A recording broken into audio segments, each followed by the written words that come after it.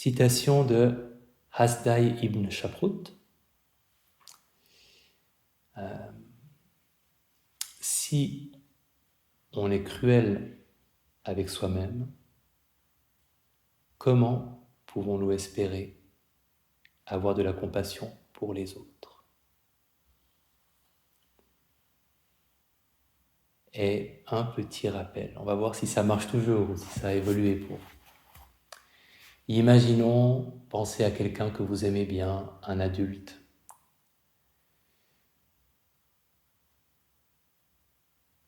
Un adulte, une personne que vous appréciez, dont vous êtes proche.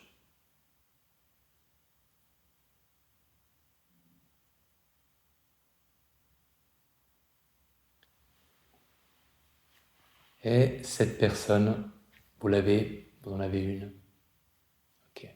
Fermons les yeux pour vous imaginer la scène. Cette personne a oublié un rendez-vous très important pour elle. Vous pouvez penser rendez-vous, je ne sais pas, chez le notaire, rendez-vous professionnel, entretien d'embauche. Et évidemment, elle s'en rend compte, elle est paniquée. Vous la rencontrez par hasard, elle est dans tous ses états, elle vous raconte ce qui s'est passé. Qu'est-ce que vous lui dites ? Qu'est-ce que vous lui dites ? Quels sont vos mots ? Quel est le ton de votre voix ?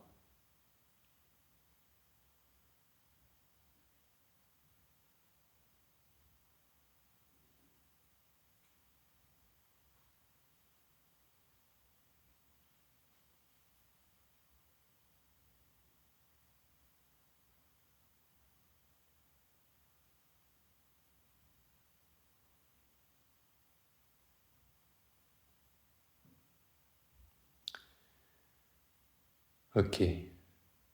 Même situation, c'est vous qui avez oublié le rendez-vous. Qu'est-ce que vous vous dites à vous-même ? Quels sont les mots et le son de votre voix, le ton ? Imaginons le dialogue intérieur.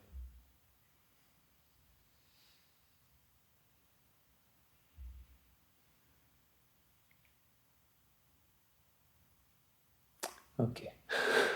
Ça vient vite généralement. Et vous remarquerez que ce que vous dites à la personne que vous aimez bien, on peut le répéter à haute voix, pas forcément ce que vous vous dites à vous-même. Donc, si on est cruel avec soi-même, comment peut-on espérer faire preuve de compassion pour autrui ? Et on dit souvent qu'on peut harceler nos proches pendant toute notre vie pour qu'ils nous donnent de la bienveillance, ou qu'on peut prendre les choses en main et se la donner à nous. Et c'est pour ça que traditionnellement, la méditation de bienveillance à l'origine, dans le contexte bouddhiste, on commence par soi-même. Et après, à une personne proche, une personne neutre, une personne difficile, tout le monde, etc. Et que quand il s'est agi d'importer cette pratique méditative dans la culture occidentale, les pionniers américains ont dit « Ah non, mais là, ça va pas être possible. Là, commencer par soi, non. Ah non, non, non. On va commencer par quelqu'un qu'on aime, et puis après, on passera à soi. Après cette amorce, les cultures sont différentes. » Et je suis partagé. Il y a des moments, c'est pour ça d'ailleurs que je continue, je crois que ça a été le cas aussi cette semaine, de temps en temps à commencer par soi, de temps en temps à commencer par une personne proche. Parce qu'en même temps, oui, il y a des différences culturelles, et peut-être qu'avec l'autodénigrement chevillé au corps qu'on a dans la culture occidentale, c'est plus facile de commencer par quelqu'un qu'on aime. Et puis en même temps, je ne sais pas si le but c'est que ce soit facile, et commencer par soi avant de s'orienter vers les autres, il y a une logique psychologique profonde derrière cette façon de procéder qui me plaît bien aussi. Exactement comme dans les avions avec le masque à oxygène. Il nous rappelle toujours, commencez par vous le mettre à vous-même plutôt que cherchez désespérément à en mettre à votre enfant pendant que vous vous évanouissez de faute d'en avoir reçu, ben, c'est assez logique en fait, c'est assez universel de commencer par prendre soin de soi, un tant soit peu, avant de s'orienter vers les autres. Et le compromis que je propose souvent, c'est de penser à la figure imaginaire d'une personne bienveillante. Comme ça, vous commencez quand même par au moins apprécier la bienveillance que vous a donnée quelqu'un d'autre et celle que vous ressentez pour elle. Et laissez cette personne vous souhaiter quelque chose de bienveillant. Ça vient d'elle, ça vient pas de vous. Et après, vous pouvez vous le dire à vous-même, mais on est passé par cette espèce de fiction imaginaire de quelqu'un qui vous l'a souhaité.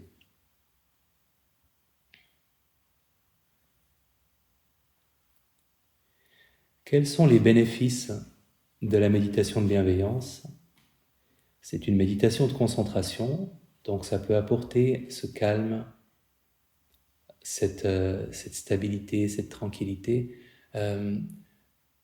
Quelle que soit la façon dont on procède, hein, l'attitude peut apporter le calme. Si vraiment vous prononcez les mots intérieurement, que vous laissez beaucoup d'espace entre deux phrases et que l'intention résonne.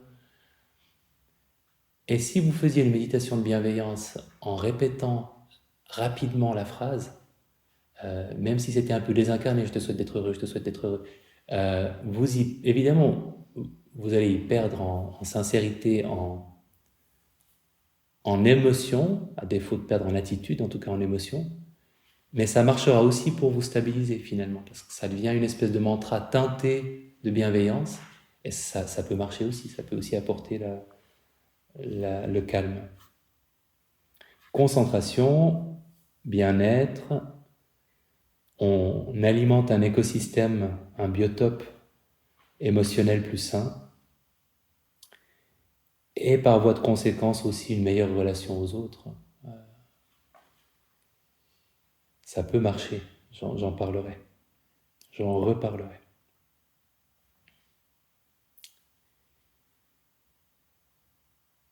Comment est-ce qu'on fait? Donc, dans la méditation de bienveillance, le cœur de la méditation, c'est l'intention bienveillante. C'est pas l'émotion bienveillante et c'est pas la phrase non plus. Donc, on cultive une intention.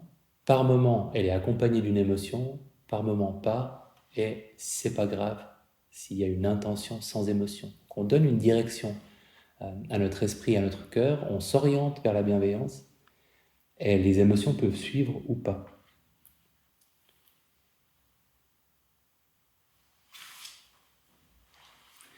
Et pour se centrer sur cette intention, je vous propose un tout petit exercice.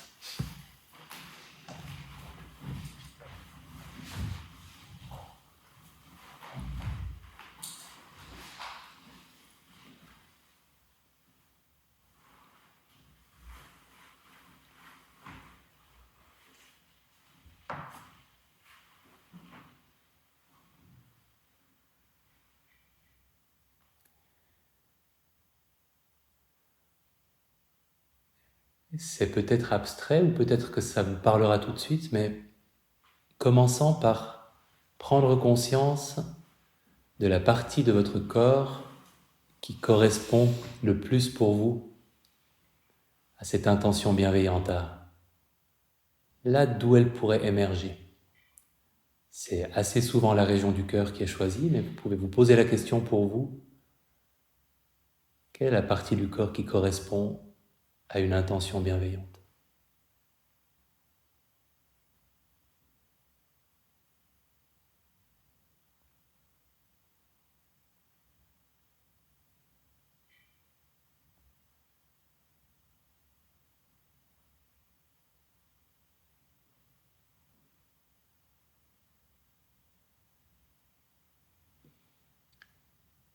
Et en évoquant une personne à laquelle vous n'aurez aucune difficulté à adresser de la bienveillance, à vouloir du bien.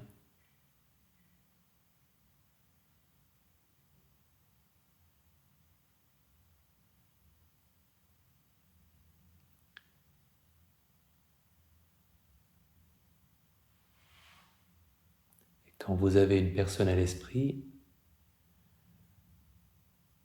la laissant être présente, imaginant qu'elle est en face de vous, ou simplement l'imaginant, lui donnant de la place.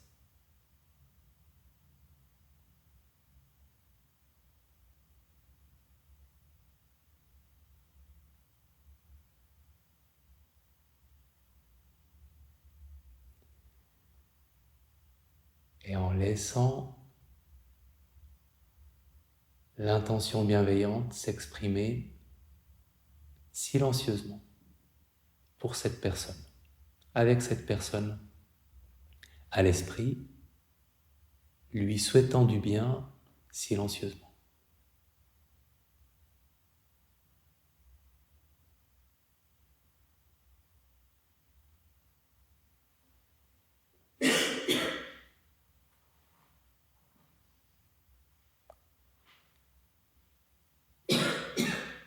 Et en ajoutant la formulation d'une intention bienveillante, qu'est-ce que vous avez envie de lui souhaiter, en le lui souhaitant?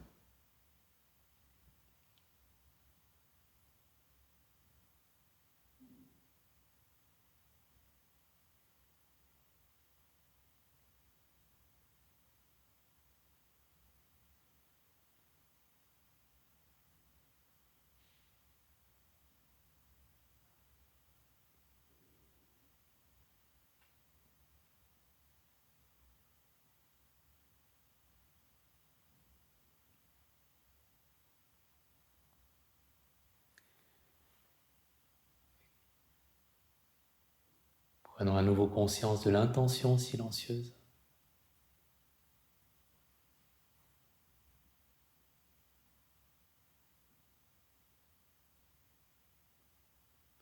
Prononçant à nouveau la phrase intérieurement en l'adressant à cette personne.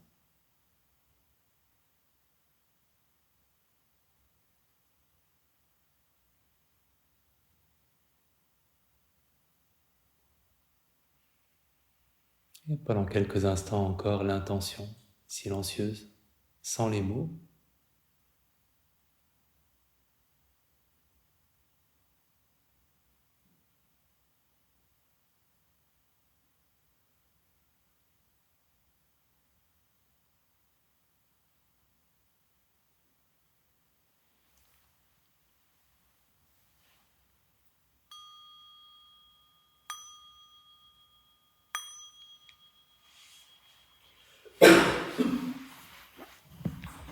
Pour qui parmi vous est-ce que l'intention bienveillante silencieuse correspond à quelque chose, c'est-à-dire pas à rien? C'est pas le mode par défaut, comme on dit. Il y a quelque chose qui se passe. Que ce soit de l'ordre de la pensée, de l'émotion ou d'un mélange des deux. Ou d'un ressenti. Okay. Il y a de la perplexité sur un visage. Est-ce qu'il se passe quelque chose de spécifique quand tu penses à cette intention bienveillante silencieuse? Est-ce que ça correspond à quelque chose qui n'est pas juste du rien? C'est une question un peu... Voilà. Mais ça permet de clarifier le fait que c'est ça une intention bienveillante.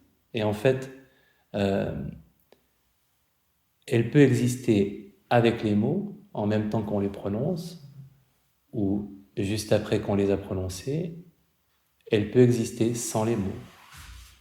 Elle peut exister avec une émotion. Elle a sûrement qu'avec une personne que vous aimez bien, il y avait une coloration émotionnelle dans cette intention. Mais elle peut aussi exister sans émotion. Une attitude, mais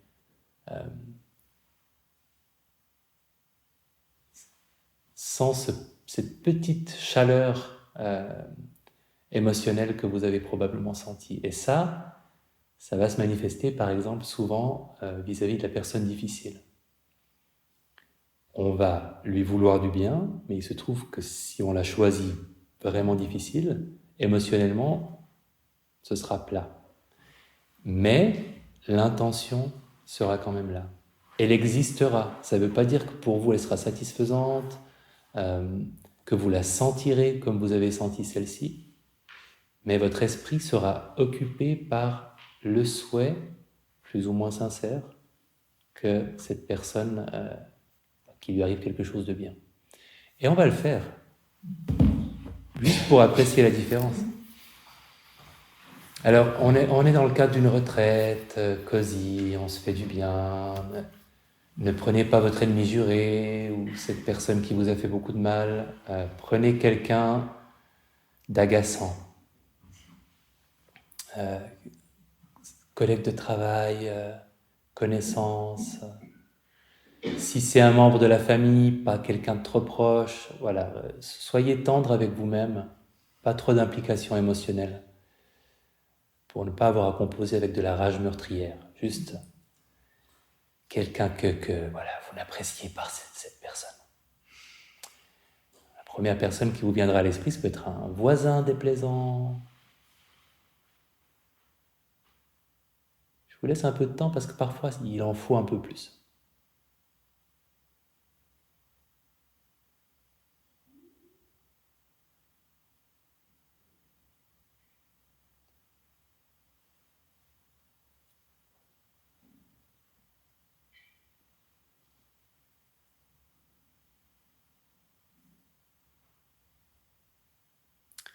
Qui n'a pas encore trouvé? Levez discrètement la main. Ok. Pour cette personne-là, on va d'abord formuler une phrase. Ça nous aidera un peu, qui correspondrait à ce qu'on est d'accord de lui souhaiter, ce qu'on peut assumer de lui souhaiter. Alors, qu'est-ce que vous auriez envie de souhaiter à cette personne et pas non plus une phrase passive-agressive, genre je te souhaite d'être en paix avec ta colère et ta mesquinerie. Ça, c'est pas vraiment de la bienveillance. Donc, quelque chose que vous êtes d'accord de lui souhaiter et qui soit véritablement bienveillant.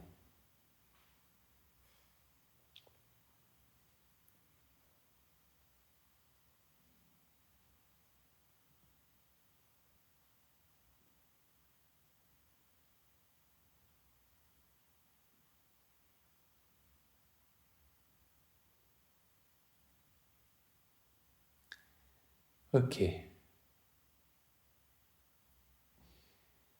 on va faire la même chose. On pense d'abord à cette personne et ça va vous aider de l'imaginer dans un contexte neutre, euh, qui ne vous fera pas penser à ce qu'elle peut avoir de déplaisant. Donc elle est en train de cuisiner, elle est en train de marcher dans la forêt, quelque chose de détaché de vos interactions avec elle.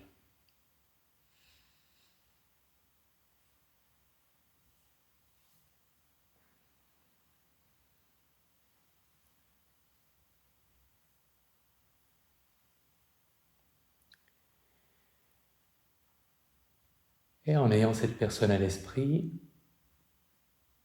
en lui adressant silencieusement une intention bienveillante, en lui souhaitant du bien silencieusement.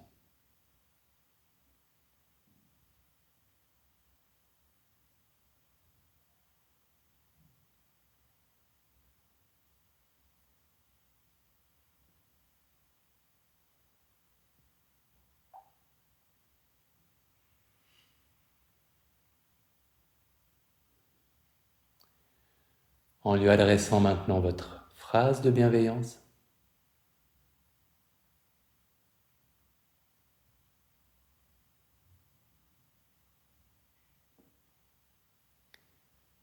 et à nouveau une intention silencieuse.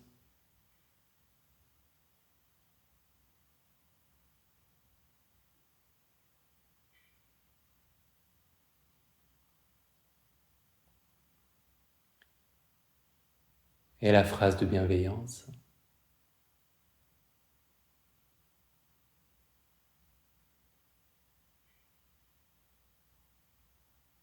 Et l'intention.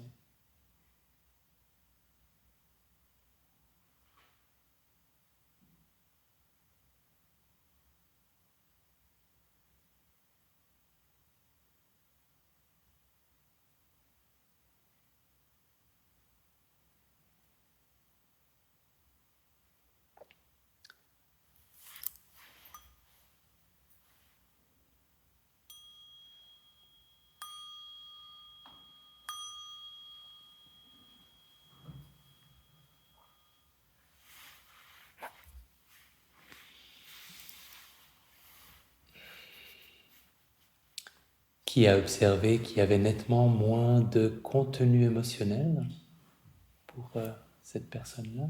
Okay. Pour qui il y avait un contenu émotionnel carrément, franchement négatif, bien qu'en lui souhaitant du bien?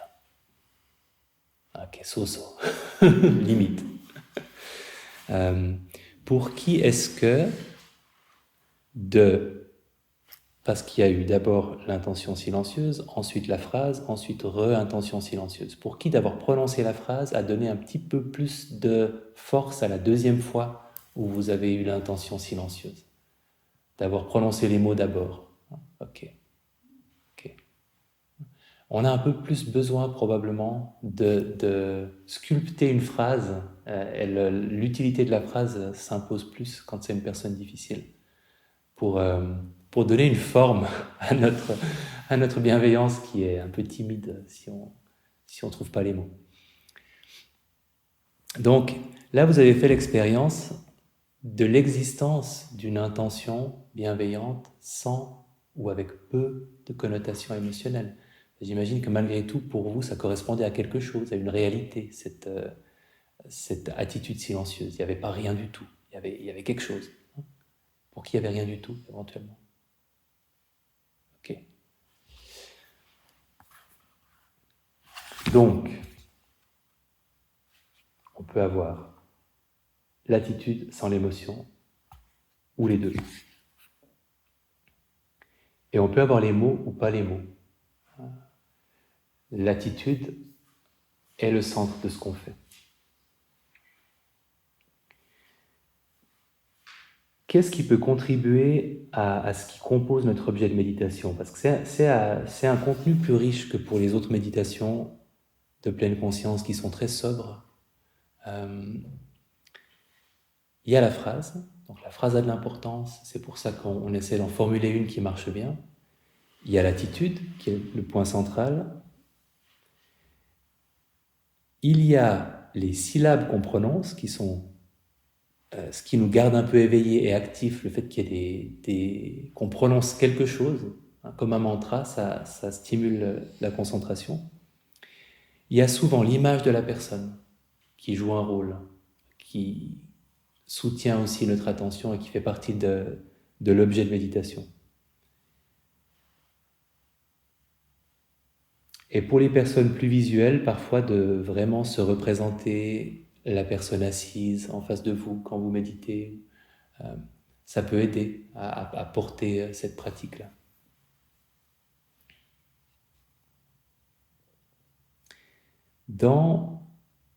En tout cas dans ma compréhension des choses, hein, comme d'habitude, le spécialiste des religions orientales qui s'arrachait déjà les cheveux en m'écoutant hier peut continuer à le faire ce soir.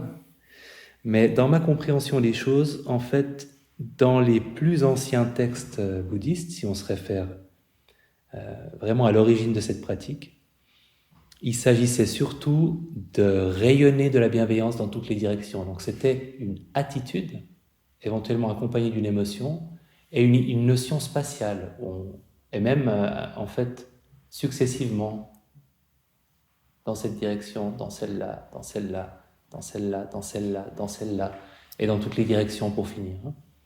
Et c'est plus tard qu'on a ajouté l'idée de phrase à répéter. Et dans la transition vers la pleine conscience laïque, on a gardé cette notion de phrase, mais je pense que c'est pas le centre. C'est vraiment l'attitude qui est le centre. Donc si par moment la phrase, elle vous encombre, lâchez la phrase. Restez juste avec l'attitude.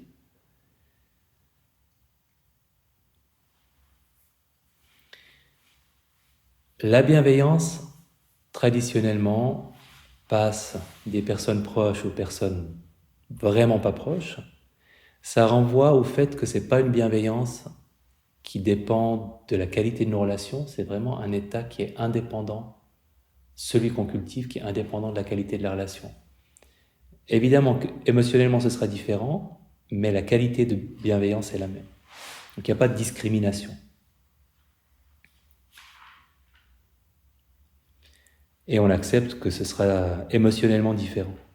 Avec les personnes difficiles, ça aide de les imaginer. Alors dans la vie quotidienne, ça je vous avais proposé, parfois si c'est vraiment quelqu'un de compliqué,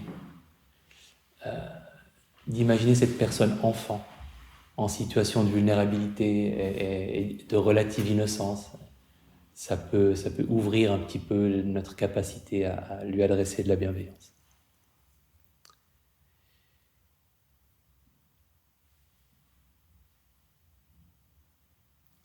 Et, alors au-delà du fait que c'est une pratique méditative en elle-même qui fabrique du calme, etc., ça peut vraiment avoir un impact relationnel. Et j'ai souvent raconté cette expérience que j'avais eue avec une personne difficile, vraiment de ces personnes difficiles, où je m'étais toujours dit, pas celle-là en fait, je vais prendre quelqu'un d'autre.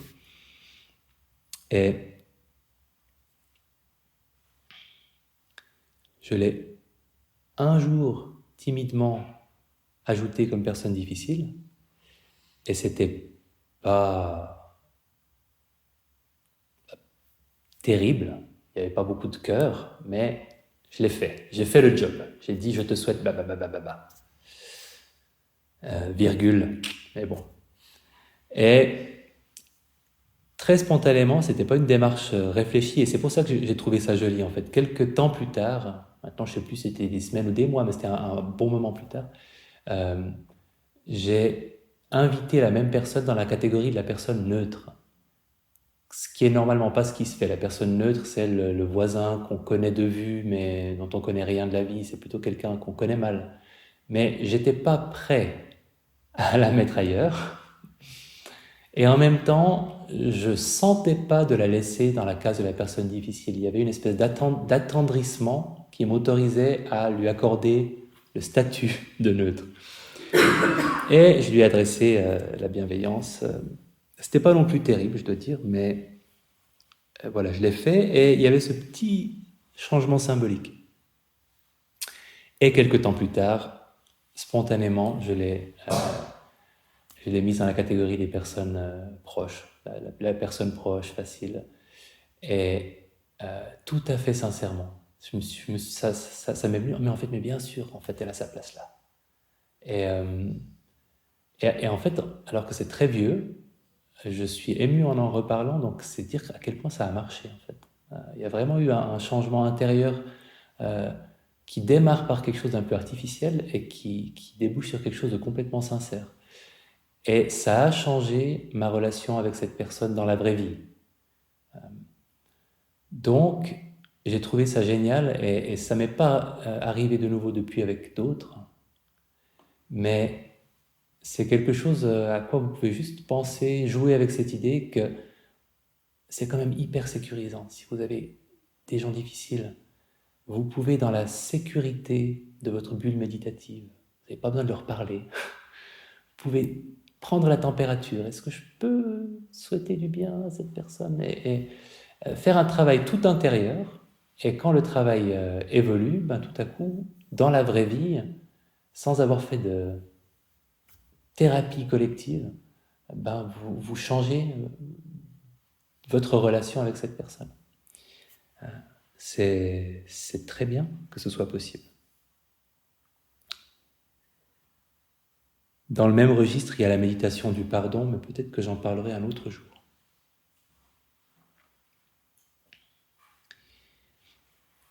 Dans les variations de la bienveillance, il y a la compassion, que j'avais appelée la grande sœur un peu sérieuse de la bienveillance.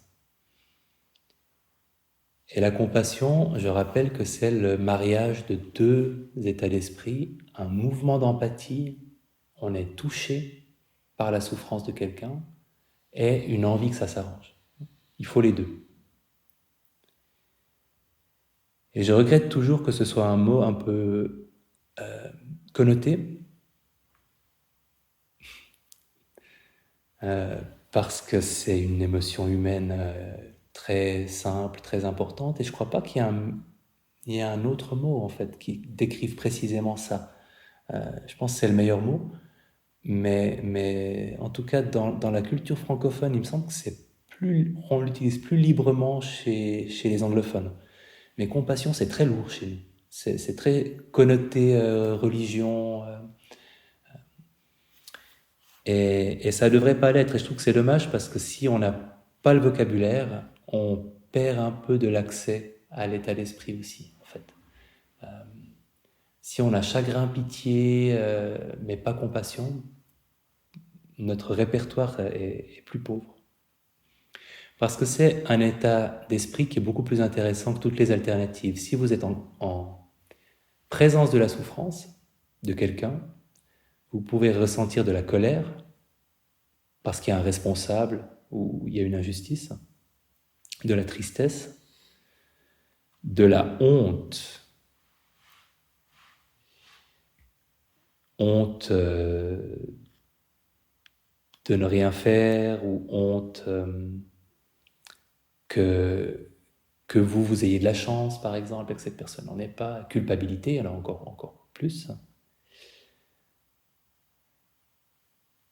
indifférence, et c'est toujours un état d'esprit qui choque dans la liste, mais en fait c'est hyper courant, l'indifférence face à la souffrance d'autrui, parce qu'on se protège en fait, on a peur d'être submergé justement par la tristesse, par la culpabilité, et du coup,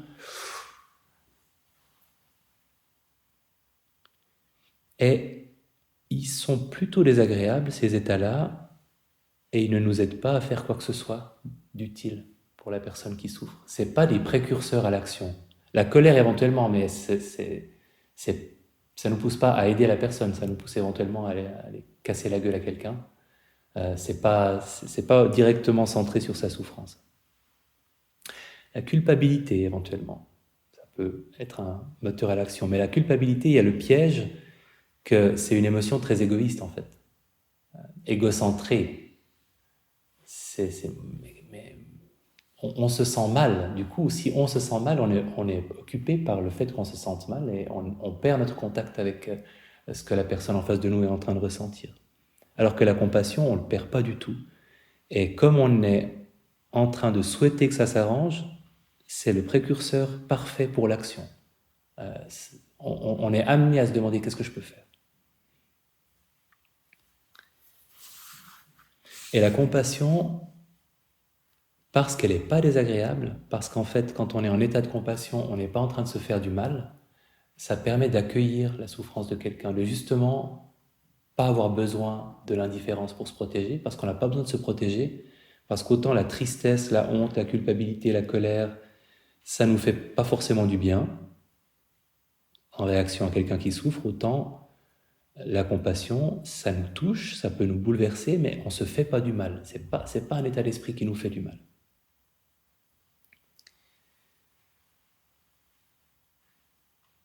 Et donc, petit exercice de compassion. Tout petit.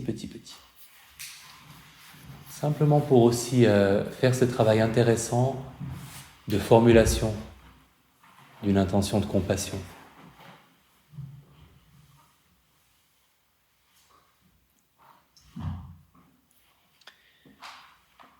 Vous pouvez d'abord penser à quelqu'un pour qui ça ne va pas très fort et pour qui vous aimeriez que ça aille mieux, simplement. La première personne. Et là aussi, ayez conscience de vos limites émotionnelles. Choisissez quelqu'un dont la situation vous touche, mais pas trop pour ce que vous êtes capable de prendre maintenant.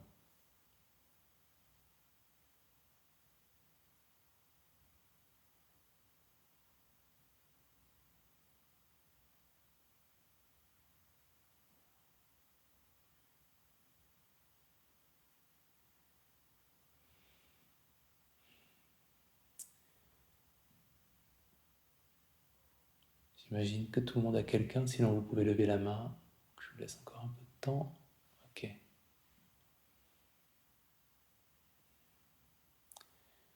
Et en ayant cette personne à l'esprit,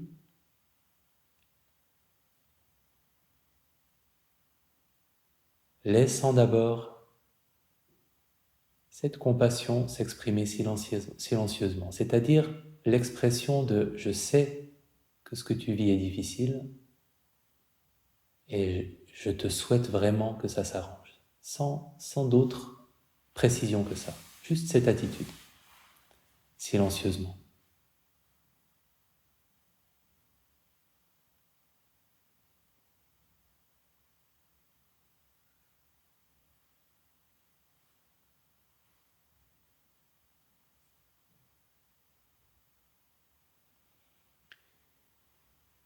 Et en formulant une phrase de compassion qui correspond à cette intention-là, mais en évitant deux choses. D'abord, il faut choisir une phrase que vous puissiez aussi utiliser pour d'autres personnes et peut-être même pour vous-même, donc une formulation qui ne soit pas uniquement ciblée sur cette personne, même si elle est inspirée par cette personne. Et une compassion qui respecte le principe de réalité. Donc, si vous souhaitez quelque chose qui ne peut pas se produire, ça ne marchera pas. Il faut souhaiter quelque chose qui peut se produire dans la vie de cette personne. Et souvent, c'est un mieux-être émotionnel, par exemple, quelle que soit la situation. En formulant une intention de compassion.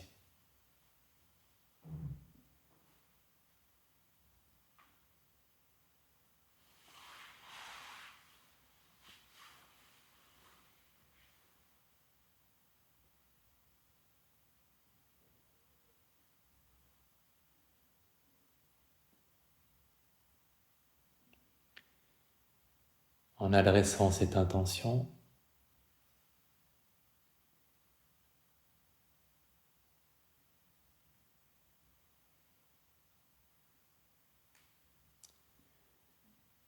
et en laissant à nouveau l'intention de compassion s'exprimer dans le silence.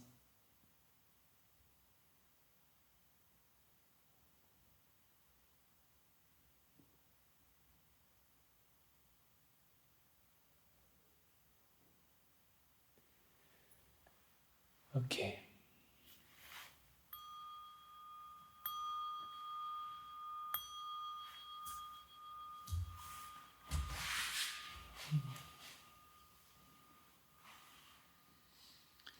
Vous avez senti la différence avec l'intention de bienveillance?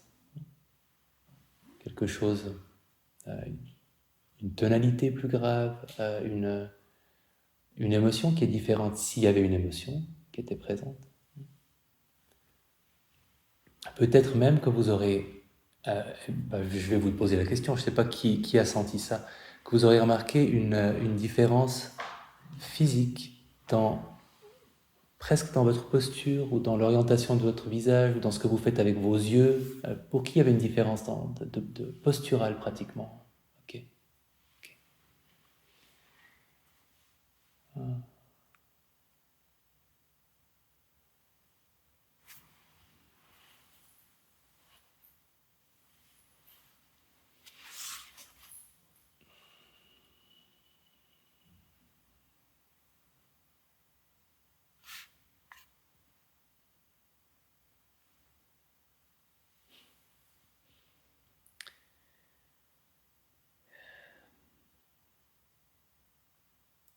Ça marche.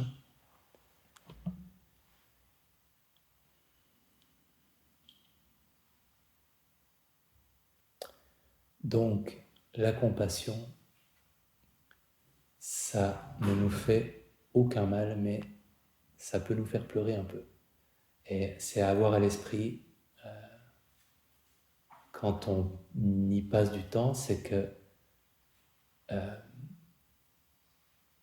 c'est une émotion, si on n'a pas que l'attitude, mais si on a l'émotion, qui est intense et prenante.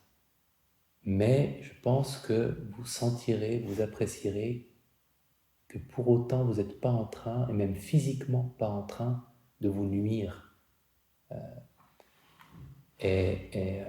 C'est toute la différence d'ailleurs entre des larmes qui soulagent ou qui expriment quelque chose de vrai et qu'on sent physiquement comme quelque chose de nécessaire, et des larmes qu'on subit quand on est pris dans une rumination ou dans un désespoir. Donc c'est une émotion qui peut être forte, mais c'est pas parce qu'elle est forte et c'est pas parce qu'elle nous fait pleurer qu'elle a cette toxicité que d'autres larmes et d'autres émotions fortes peuvent avoir. Et je pense que c'est hyper important de le remarquer. Et même si ça paraît très technique de se préoccuper comme ça de cette émotion, encore une fois, il y a quelque chose de très important derrière ce que je vous dis là, qui est d'apprivoiser une émotion comme celle-ci, qui est adéquate et qu'on peut, à tort,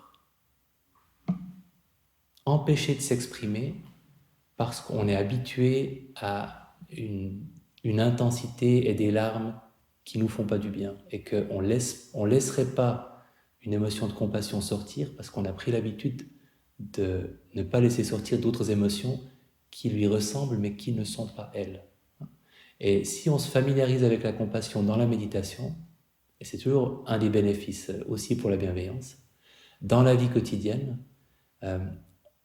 on facilite notre capacité à la sentir et à la laisser émerger quand elle est appropriée.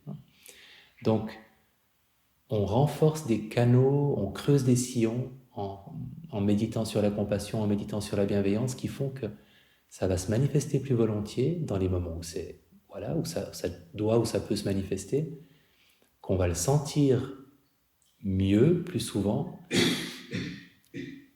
et qu'on va l'apprécier en comprenant à quoi ça correspond et ce que ça nous fait vraiment.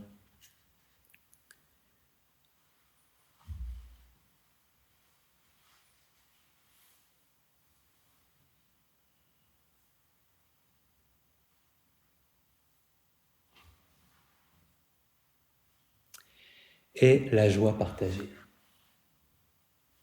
La Mitfreude.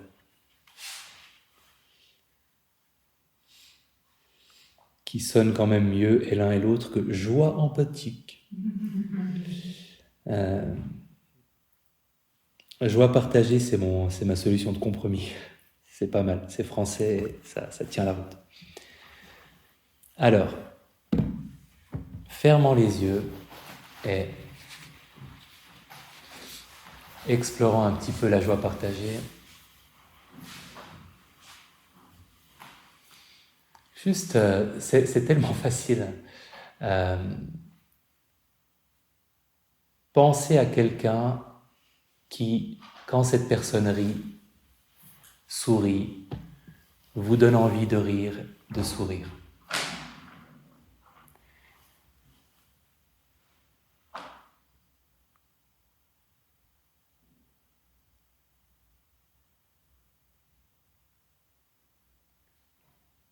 Et imaginez cette personne en train de rire, en train de sourire. Souvent, c'est des personnes avec une dimension enfantine ou des enfants.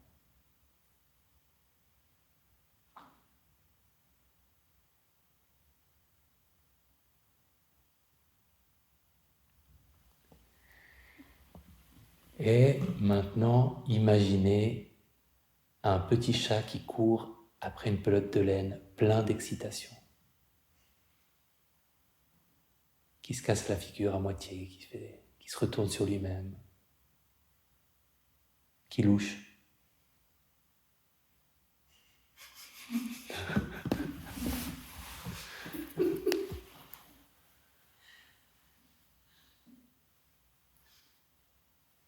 Et imaginez une des poules qui est toute contente d'avoir trouvé quelque chose par terre et qui picore pour essayer de l'attraper. Et vous voyez qu'elle est contente à sa manière d'être sur le point de trouver une pépite.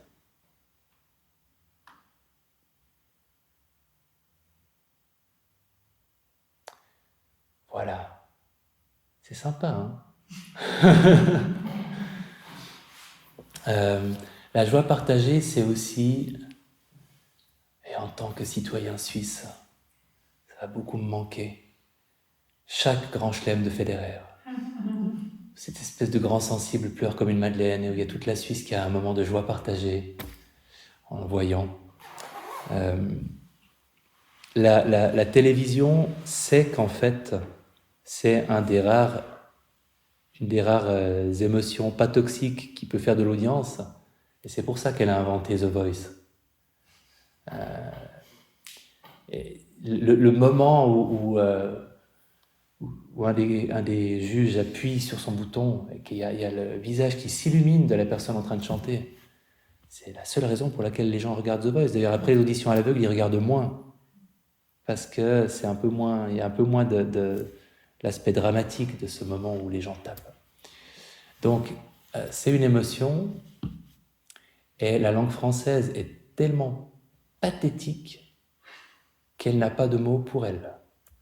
On a envie, jalousie, on n'a pas joie partagée. Et encore une fois, comme la compassion, si on n'a pas un mot pour une chose qui existe, la chose existe un petit peu moins, même si elle existe quand même. Donc c'est dommage, parce que au moins la langue allemande, elle a un mot quand même qui désigne exactement ça. Et dans les langues indiennes de l'époque bouddhiste, il y avait le mot mudita en langue pali, qui correspond à la joie partagée. Donc c'est la satisfaction, le plaisir qu'on a à voir quelqu'un d'autre avoir du plaisir. Et ça peut être aussi la satisfaction qu'on a en pensant au succès de quelqu'un, à la réussite, aux joies, au bonheur, etc.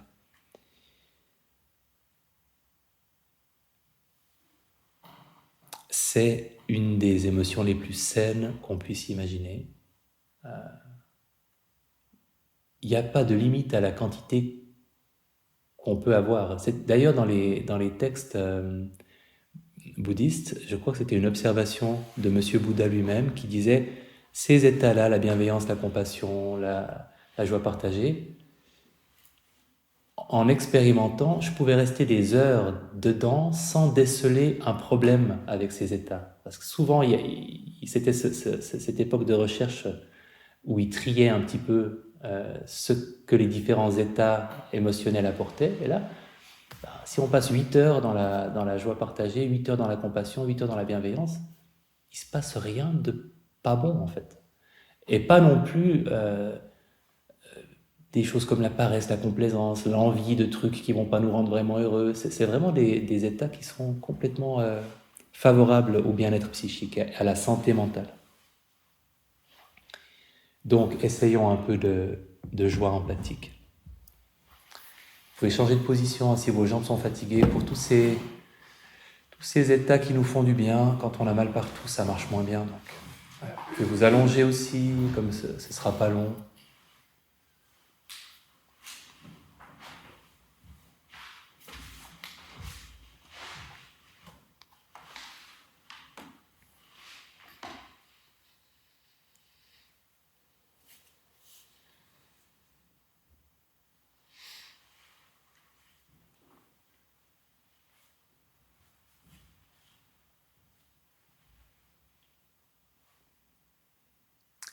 Et en évoquant cette personne pour qui il vous est facile de vous réjouir de son bonheur, de vivre son bonheur par procuration, de lui souhaiter qu'il continue. À qui est-ce que vous pensez? Et laissant cette personne occuper votre attention.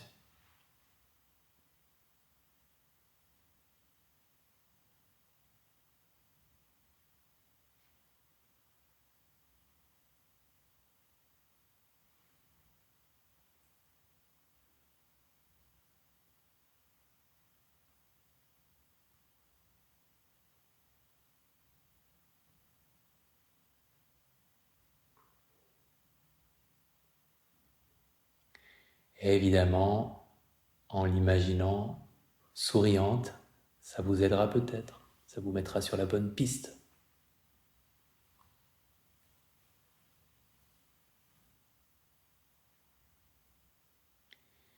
Qu'est-ce que vous avez envie de lui souhaiter?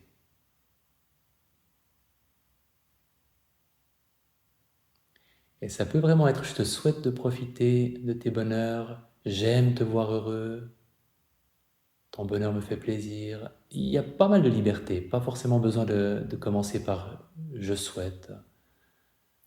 Quelle est la phrase qui exprime le mieux votre intention que cette personne continue d'être heureuse, votre plaisir à la voir heureuse? Quels sont les mots qui vous viennent?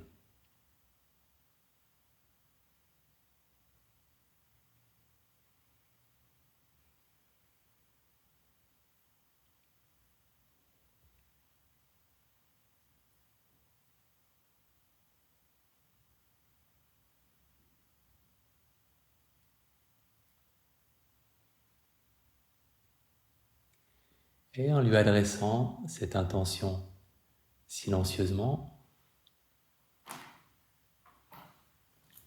juste l'intention, sans les mots.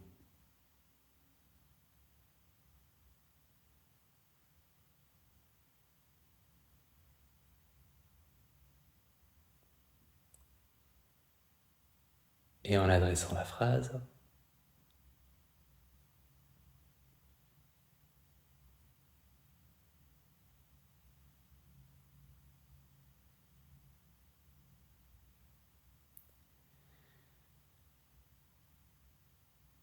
et juste l'intention.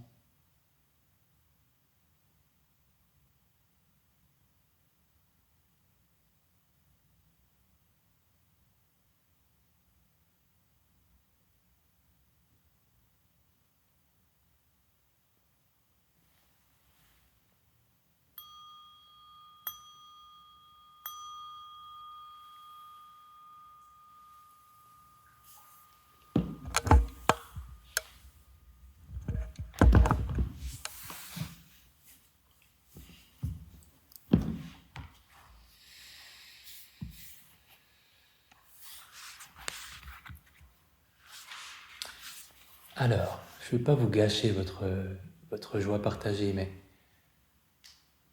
les personnes difficiles, coriaces, ça peut marcher de les imaginer dans un moment où elles sont heureuses. Et de prendre la direction joie partagée plutôt que bienveillance. Et évidemment, ce qui marche parfois encore mieux, c'est de les imaginer dans une situation dans ce qu'elles peuvent rencontrer de difficile, puis de faire marcher la compassion. Parce que la compassion est plus facile aussi souvent que la bienveillance. Je voulais pas le faire maintenant, je sentais que c'était un moment plaisant, on n'allait pas tout à coup mettre quelqu'un de difficile là-dedans.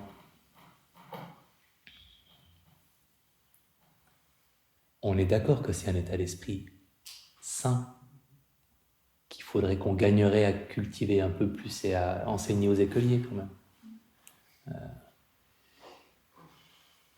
Alors, quelques problèmes avec ces attitudes. Parfois, elles attirent le reposé. Et c'est comme un aimant. On lâche une phrase de bienveillance et il y a des trucs négatifs qui nous arrivent.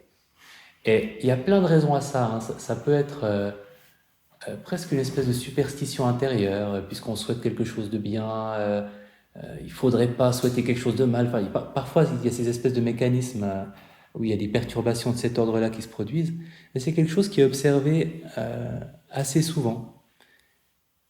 Ou des jugements sur soi qui nous viennent tout en souhaitant du bien à soi-même ou à quelqu'un d'autre.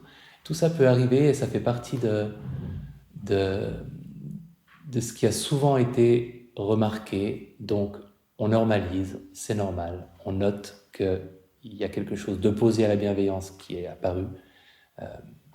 On retourne à notre bienveillance. On traite ça comme une distraction sans intérêt particulier, puisque c'est ce que c'est. Il n'y a pas besoin de le psychanalyser ou de l'interpréter. Juste revenir à la bienveillance.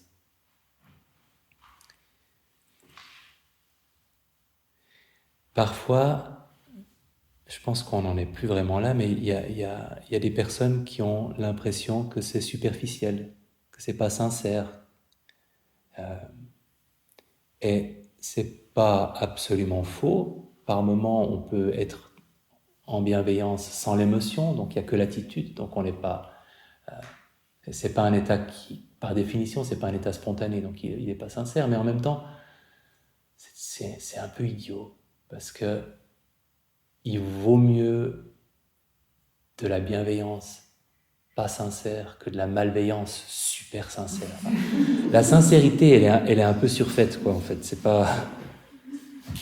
pas fondamental. Être bienveillant et même de façon un peu factice, c'est mieux que d'être sincère dans l'autre direction, ou même dans l'indifférence. Dans une retraite, vous pouvez vous amuser, ça vous est sûrement déjà arrivé spontanément, à avoir de la bienveillance informelle, donc des petits éclats de bienveillance pour les personnes autour de vous, pour les animaux sont des cibles aussi pour votre bienveillance. Donc, que ça prenne la forme d'une phrase que vous prononcez ou juste d'un mouvement du cœur, d'un petit... Vous regardez l'animal passer, puis vous avez un petit « toi je t'aime bien, je te souhaite du bien ». Ça fait du bien. Hein. De nouveau, on n'a jamais assez. C'est généralement du temps mieux utilisé que à peu près toutes les alternatives. Donc. Sauf la méditation marcher, si vous êtes en train de marcher. C'est encore mieux de rester concentré sur votre marche. Et parfois, on a des moments, ça m'est arrivé, où on a de la bienveillance pour les portes, pour les tasses de café, pour... c'est pas grave, c'est pas une décompensation psychotique.